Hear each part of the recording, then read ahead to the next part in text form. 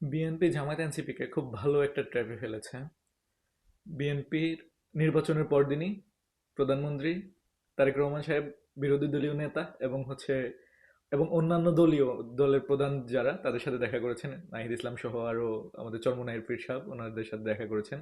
দেখা করে একটা সৌহার্দ্যপূর্ণ আচরণ উপহার দিলেন, যেটা বাংলাদেশের রাজনীতিতে খুব দেখা যায় না। এই ঘটনার পরে যেটা ঘটে গেল সেটা হচ্ছে শপথ গ্রহণের দিন তিনি গণভোটের জন্য শপথ নেন নাই, বা সংবিধান সংস্কারের জন্য যে আলাদা একটা সংবিধান সংস্কার পরিষদ গঠন করার কথা সেটার জন্য আর বিএনপি শপথ নেয় নাই। যার ফলে এখন জামাত এনসিপি পড়ে গেছে ট্র্যাপে। তারা কি এটার জন্য বিরোধিতা করে রাস্তায় নামবে, নাকি সৌহার্দ্যপূর্ণ আচরণ দেখাবে যে আমরা ওয়েট করি দেখি না কি হয়। এটা একটা গেল। এরপরে এখন বিএনপি বিএনপি সমর্থিত কিছু আইনজীবী মামলা করে দিল যে গণভোট অবৈধ। পাশাপাশি বিএনপি আবার অফার করছে তাদের সৌহার্দ্যপূর্ণ আচরণ, তাদের উদারতা দিয়ে, যে তোমাদের থেকে একজন স্পিকার দাও, ডেপুটি স্পিকার তোমাদের পক্ষ থেকে দাও, এটা আমাদের উদারতা, আমরা উদারতা দেখাচ্ছি।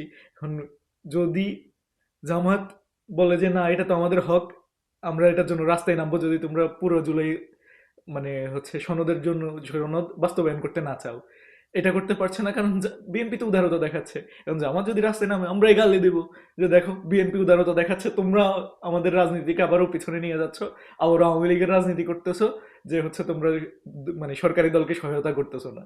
তো বিএনপি জামায়াত এনসিপি কি পরিমাণে একটা ট্র্যাপে পড়ছে জামায়াত এনসিপি হয়তো নিজেও বুঝতে পারছে না। বিএনপি খুব ভালো শিখছে হয়তো আওয়ামী লীগ থেকে। আওয়ামী লীগ কাউকে ডাকতোই না, বসতোও না। আর বিএনপি মাথায় হাত বুলাই পিড়াইতেছে আর কি অবস্থা। আমাদের এক টিচার ছিলেন যিনি হাসতে হাসতে পিড়াইতেন। উনি বলতেন যে হাসতে হাসতে তোমাদেরকে পিটাইলে ওইটাতে তোমাদের কষ্ট কম লাগবে। ওনার একটা লজিক ছিল এটা। এখন বিএনপি এই লজিকটা খুব ভালো গ্রহণ করছে। এখনো বলে নাই যে তারা জুলাই সনদ বাস্তবায়ন করবে না। তারা জুলাই সনদ সালাউদ্দিন সাহেব বলেছেন যে দাড়ি কমা ফুল স্টপ সব সহ ওনারা বাস্তবায়ন করবে, তবে ওনারা যেভাবে চেয়েছেন। ওনারা যেভাবে চাইবেন ওইভাবেই করবেন, ওনাদের উদারতা। মানে গণভোট ওনারা বাদ দিয়ে দিয়েছেন, যে গণভোট ওনারা খুব একটা মানেন না।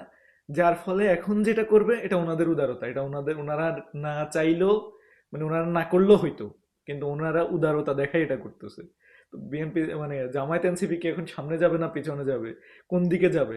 কারণ মানুষের যদি সহানুভূতি না থাকে ওই আন্দোলনে গিয়ে লাভ নেই। আবার বিএনপি একটা সুন্দর আচরণ দেখাচ্ছে, এটার জন্য মানুষের অনুভূতি বিএনপির সাথেই আছে, এটা বোঝা যায়। এখন কি করবে তারা, তাদেরকে এটা ঠিক করতে হবে খুব ভালোভাবে।